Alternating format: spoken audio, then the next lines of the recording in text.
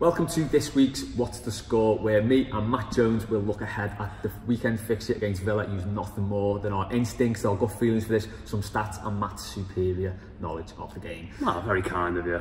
Very flattering. You know a lot more than me. Well, I'm sure people will tell us about that over the course of the season when we do these predictions. Yeah, I imagine the comments will get pretty brutal.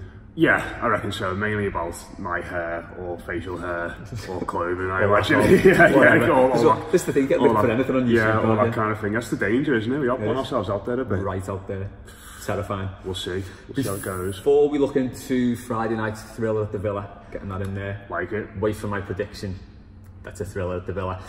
Just a quick look back at Watford at the weekend. Would you say that was a routine win?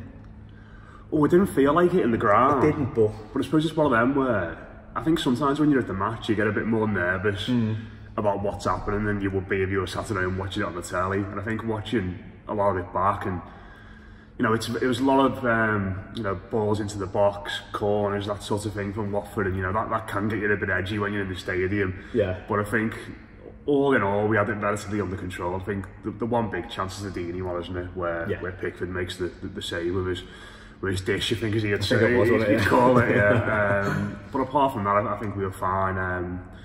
Defensively, really good. And in a funny sort of way, you'd have to say, going into the campaign, we were all dead excited about our attack and what the attack was going to do. It's not really clicked into gear, as it's been very much the defence and the goalkeeper that's got us to 4 points so far. So, yeah, maybe routine, not quite routine, but I'd say a battling 1-0, I'd say. Yeah, definitely. I think if Richarlison scored one of those headers, it would have then become a routine win, because everyone would have settled down, and there wouldn't have been any edginess.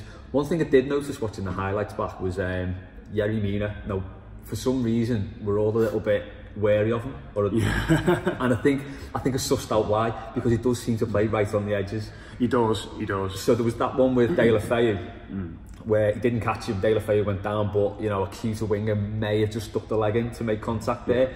And there was the one on Pereira, was it? Yeah. He almost volleyed him in the head. He wasn't far off. If you look at the replay, he wasn't far off. So you can kind of see he's right on the margins there, and that's something, I don't know, he's a good player. Yeah. There's always a risk there, isn't there? I know what you mean, yeah. And I think, while he's had a lot of praise this week, I think we have got to caveat that with the fact that it was against two sides that haven't scored a goal in the Premier League yet this season, in Palace and Watford. So, granted he can only do well against what he's coming up against, but I think you're right. I remember when we very first seen him early doors towards the start of last season, and it was the derby, the infamous Pickford one where he played, and I think I remember putting a tweet out at half time in that saying, he loves to put his hands on players. I think it was Shaqiri and Salah a few times got into that channel. He just grabs it for a second and then it's off again. But like you said there, I think when you've got canny players now and you've got VAR, and we've already seen Salah this week saying, I made up VARs here because he's going to get me even more penalties next season. And you're thinking, that sort of thing's not going to go unpunished. And but I think by and large he's been really good, hasn't he? I think, yes. At the weekend, I think he put in an authoritative performance for me, and performance of a leader, and it wasn't so much the shouting and all that kind of thing, because I think there's still a bit of a language barrier there, but just leading by example, winning loads of headers, and he's sound on the ball as well. He's very good on the ball. Yeah, he's really sound on the ball. I think he's one of those players that who was the one? So Liverpool, of course, used to have Sacco, and you always think this lad's going to lose it. He's going to lose it. He's going to get caught. And he'd always find a way of making a pass and getting it through the lines into a player. And I think Mina's a bit like that. Yeah. He does panic a little bit at times, but by and large, you'll find a blue shirt where he's got the ball at his feet. I think there's a huge distance between his head and his foot, so it always looks a bit ungainly, doesn't it? Like when it goes to Bernard, it's like he's right there, that's him. His legs are massive, aren't they? He's huge. His legs, I don't think his top half's that much bigger than a normal fella, but his legs just seem to go on for years and years. Possibly the only Everton player who wears bigger shorts than David Unsworth, who used to wear the biggest shorts I've ever seen. He runs like Michael Johnson, so the famous sprinter. He's obviously not that quick, but his knees come up really high, don't they? It looks a bit awkward, but no, he's been sound so far. I'm looking forward to seeing him again against Villa. So on to Villa. Yeah. Tough to know what to expect. You've had two very different games. I think it was a bit of a dogged defensive display that just fell apart towards the end against Spurs. That said, I was looking before, and the Spurs had 31 shots against them, only 7 on target. But even so, with that relentless pressure against a team like Spurs, it's gonna crack. And then against Bournemouth, they went very much on the offensive by the look of it, had the most shots and that, but still conceded 2. Yeah. So I think there's definitely an attacking threat there from them, because scoring goals, but could be a bit ropey at the back. Yeah, I reckon so. Yeah, I think they're sort of following the blueprint you'd expect from a newly promoted side, to be honest, who play this sort of footy. And you know, while they've made loads of transfers, I think I've not seen that much of them, but Dean Smith seemed to make them a little bit more enterprising and open in the way they went about things last season, and you know, the fans seem to really buy into that. But I think when you come into this league and you try and play that way, if you do get caught, you get caught. Yeah. And, you know, Bournemouth probably going to be mid to lower half of the Premier League table. If you give the ball away around the edge of the box, even to players like Fraser and Wilson and Brooks, you know, they are going to punish you in the main. So it's not too surprising the way they started, to be honest. But like you said, it's really hard to know what we're going to get from them. You know, because on the one breath, like you said there, going forward, I think people like McGinn, I think Luis, who made the mistake at the weekend but scored that brilliant goal as well. You know, they look like they can be a threat going forward. But when you concede 5 goals over the course of your first 2 games, you're going to want to shore up as well. You've got no points on the board, so hopefully that'll work in our favour, because you can see a situation now Friday night where they're all going to turn up. It's Friday night under the lights.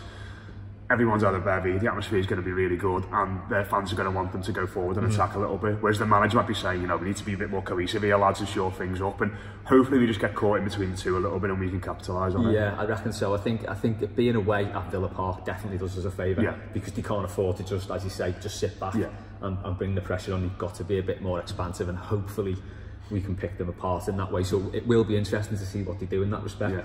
Going forward with us, it's not worked yet this season, has it? No. It's really not. It's not gelled, as you say. We've got these attacking players who we're all looking forward to seeing, but nothing's really come off in that final third.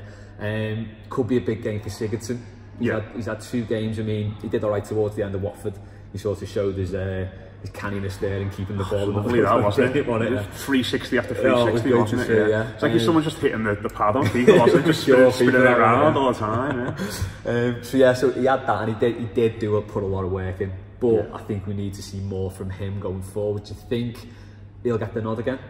Yeah, I think he will. Yeah, mainly I think due to the lack of alternatives. I don't think Iwobi's going to be match fit yet.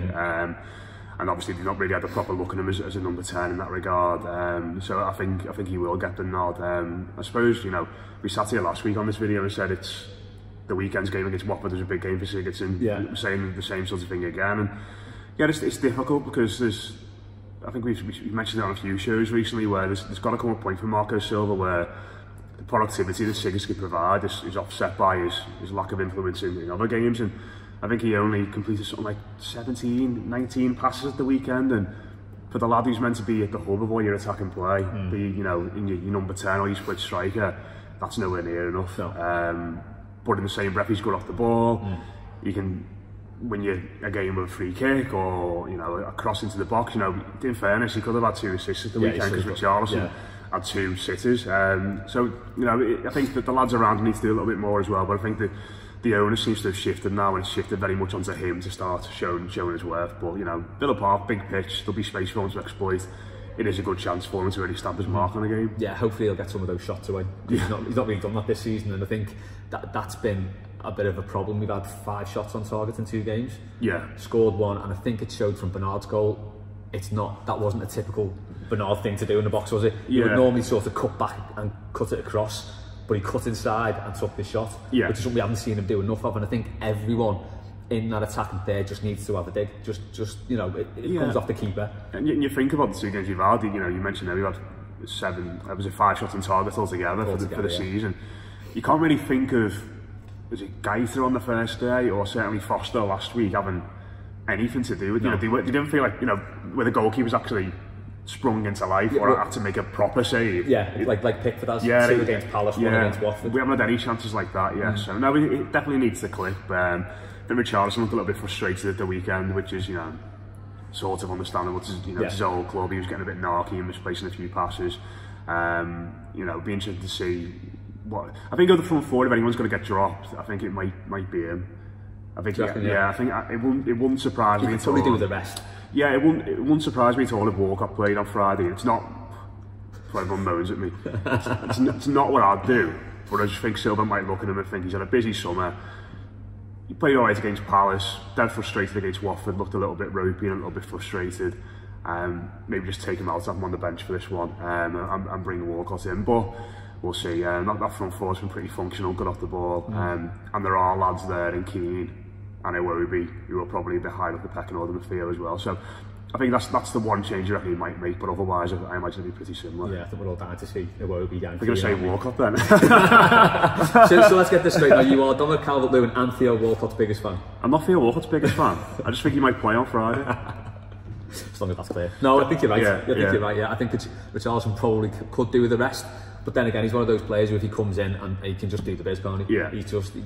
He's so hard to predict. I came away from the game on Saturday saying, I thought Walcott did okay when he came on at the weekend in that game there, and then spoke to Matt Cheatham on our Stats Pack show, which you should subscribe to if you haven't yet. He's great, Matt, with his stats. Yeah.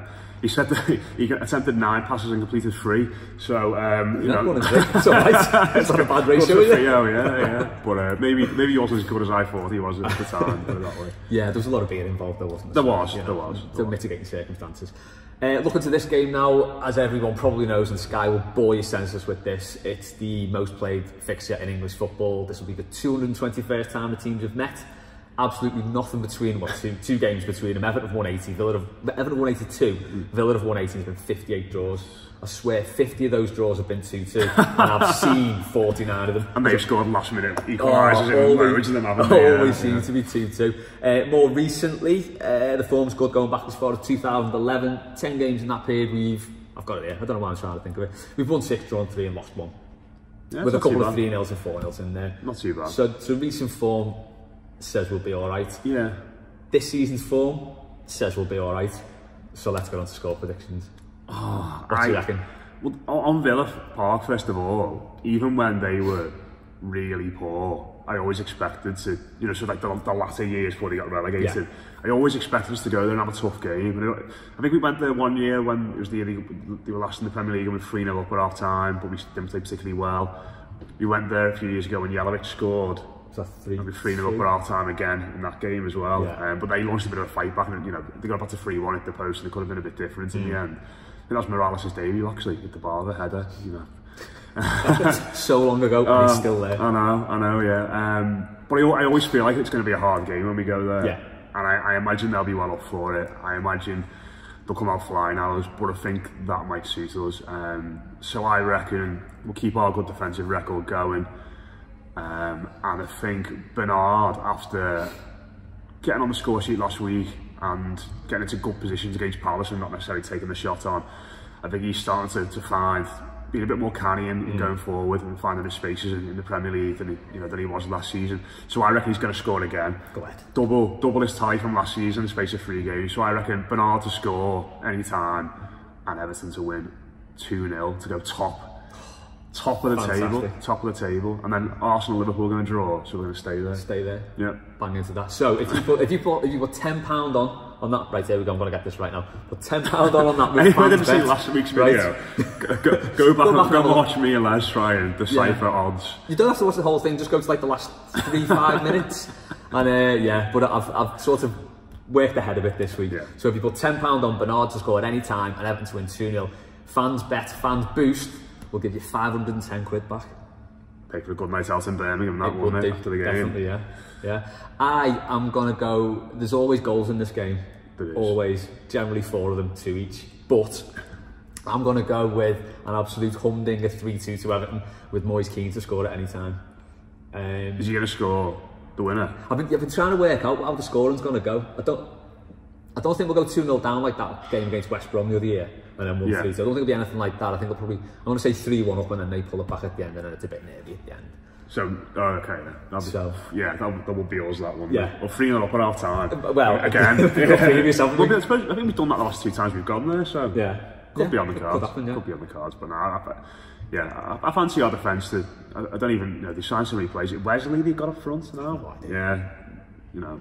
Yeah. Someone, I think they got a big Brazilian lad up front who has looked alright so far. Grealish is a tidy player, but I fancy our lads to shut it down. Yeah, probably been a bit harsh on them there, haven't we? Yeah, like you said, there's always goals in this fixture. There is, so we'll see how it goes, yeah. So if anyone wants to go with that prediction, £10 on Moyes Keane to score any time and Everton to win 3-2 will get you a return of £610. Even better, mate. Bank holiday as well, you know. Yeah. Well, let's see, you've got 3 days to pay for. Exactly, yeah. With a nice sum. So yeah, you can Everton top of the league. on the L for a week. Forget next week. Oh, I don't know what. Yeah, I couldn't do it again. With these fans, Bet Fans Boost bets, it's a max stake of £25. So you can only put £25 on any specific special bet. If you fancy either of those bets, go to FansBet and have a look around on the site at the About Us page to see what they do for fans issues. So 50% of their net profits go back into fan causes. Oh yeah, okay. And local initiatives in the area as well. So when you go on, pick the Blue Room, and then Everton, and then all the stuff, all the good work that is done from an Everton point of view will be fed back to us, which will be lovely. Yeah, so it's a win-win. Yeah, definitely, yeah. Brilliant. That's all from us this week. Thanks so much for coming in again. It's a pleasure, mate. Enjoy the stag weekend. Oh yeah, of course, yeah. I thought for like a split second I was going to have a weekend about drinking, but... I was just thinking you're going to be going into a Toffees top of the league. Ah, yeah. So there's actually a Villa fan on the stag too as well. Oh, is there? Yeah. Amazing scenes. We're having a scrap in Antwerp. What better way to spend the weekend? Oh, dear me. Oh yeah, give our this YouTube channel a subscribe if you like that kind of thing. Yeah. And nice one. See you next time.